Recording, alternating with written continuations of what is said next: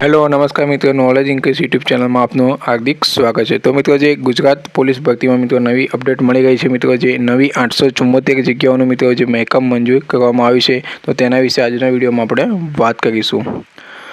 તો જે કુલ કેટલી જગ્યાઓનું જે મહેકમ મંજૂર કરવામાં આવ્યું છે તેના વિશે આપણે વાત કરીશું મિત્રો। ત્યારબાદ આપણે વાત કરીએ કે કઈ પોસ્ટમાં જે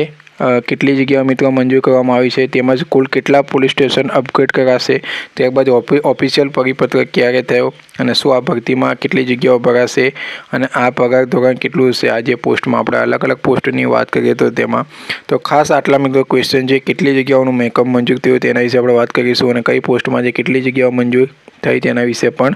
વાત કરીશું। તો મિત્રો, આટલા બધા ક્વેશ્ચન આપણે જે ગુજરાત પોલીસ ભરતીમાં મિત્રો અપડેટ મળી ગઈ છે નવી, તો તેના વિશે આપણે વાત કરવા જઈ રહ્યા છીએ।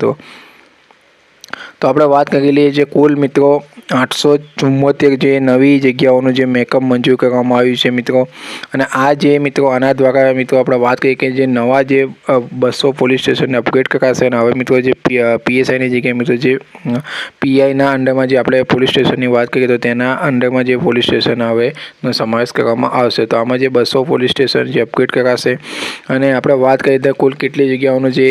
મહેકમમાં મિત્રો મંજૂર કરવામાં આવ્યું છે મિત્રો, 200 પીએસઆઈ, 300 પીએસઆઈ અને 374 એએસઆઈની જગ્યાઓની આવનારા સમયમાં મિત્રો ભરતી થવાની છે। એટલે આ વર્ષના અંતે અથવા આવનારા વર્ષે મિત્રો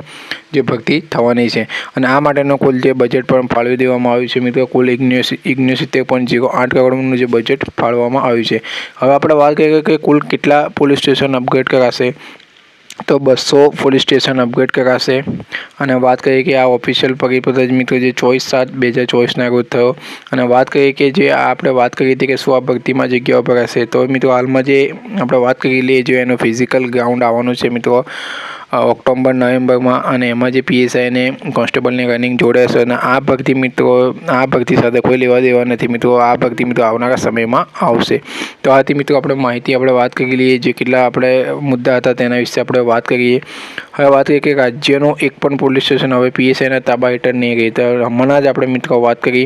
આ ન્યૂઝપેપરનું કટિંગ છે, રાજ્યનું પોલીસ સ્ટેશન હવે પીએસઆઈ નહીં મિત્રો પણ પીઆઈના અંડરમાં રહેશે અને નવી ભરતી માટે 69 કરોડનું બજેટ મંજૂર કરવામાં આવ્યું અને ભરતીની જગ્યા મુજબ આપણે વાત કરીએ કે પીઆઈ માટે 200 જગ્યા, પીએસઆઈ માટે 300 અને એએસઆઈ માટે 374 જગ્યાઓ મિત્રો આવનારા સમયમાં ભરાવાની છે